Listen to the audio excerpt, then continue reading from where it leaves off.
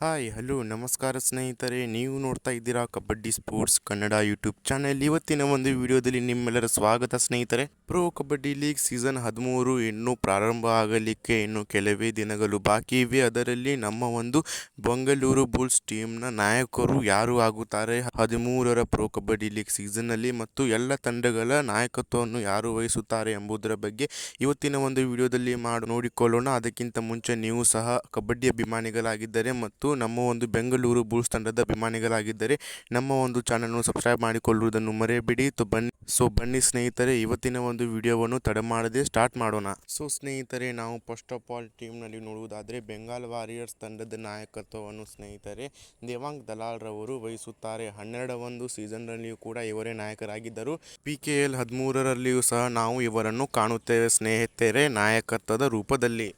ಸ್ನೇಹಿತರೆ, ದಬಂಗ್ ಡೆಲ್ಲಿ ತಂಡದ ನಾಯಕದ ಬಗ್ಗೆ ನಾವು ನೋಡುವುದಾದರೆ ಸ್ನೇಹಿತರೆ ಅಶೋಕ್ ಮಲ್ಲಿಕ್ ರವರು 2026ರ ಒಂದು ಪ್ರೋ ಕಬಡ್ಡಿ ಲೀಗ್ನಲ್ಲಿ ನಮ್ಮ ಒಂದು ದಬಂಗ್ ಡೆಲ್ಲಿ ತಂಡದ ನಾಯಕತ್ವವನ್ನು ವಹಿಸುತ್ತಾರೆ. ಮತ್ತು ಸ್ನೇಹಿತರೆ, ಗುಜರಾತ್ ಜಾಯಿಂಟ್ಸ್ ರವರ ಕ್ಯಾಪ್ಟನ್ ಅವರು ಈಗಾಗಲೇ ನಿಮಗೆಲ್ಲರಿಗೂ ಗೊತ್ತಿರಬಹುದು ಸ್ನೇಹಿತರೆ. ನಿಮ್ಮೆಲ್ಲರ ಫೇವರೇಟ್ ಆಟಗಾರ, ಆಲ್ರೌಂಡರ್ ರೂಪ ಎಂದು ನಾವು ಹೇಳಬಹುದು ಸ್ನೇಹಿತರೆ.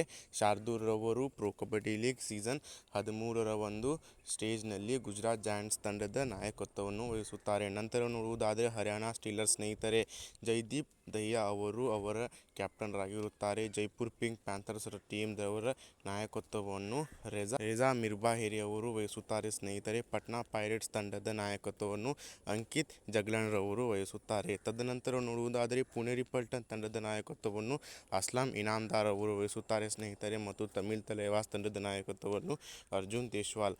ಹಾಗೆಯೇ ನೋಡುವುದಾದರೆ ತೆಲುಗು ಟೈಟನ್ಸ್ ರವರ ಒಂದು ಕ್ಯಾಪ್ಟನ್ಸಿಯನ್ನು ನೋಡುವುದಾದರೆ ಸ್ನೇಹಿತರೆ ವಿಜಯ್ ಮಲ್ಲಿಕ್ ರವರು ಕ್ಯಾಪ್ಟನ್ಸಿಯನ್ನು ವಹಿಸುತ್ತಾರೆ. ತದನಂತರ ಯು ಮುಂಬಾ ತಂಡದ ನಾಯಕತ್ವದ ಬಗ್ಗೆ ನೋಡುವುದಾದರೆ ಸುನಿಲ್ ಕುಮಾರ್ ರವರು ಸ್ನೇಹಿತರೆ. UP ಯೋಧಾಸ್ ತಂಡದ ನಾಯಕತ್ವದ ರೂಪದಲ್ಲಿ ಸುಮಿತ್ ಸಂಗ್ವಾನ್ ರವರನ್ನು ನಾವು ಪ್ರೋ ಕಬಡ್ಡಿ ಲೀಗ್ ಸೀಸನ್ 13ರ ಒಂದು ಸ್ಟೇಜ್ನಲ್ಲಿ ನೋಡಬಹುದು ಸ್ನೇಹಿತರೆ.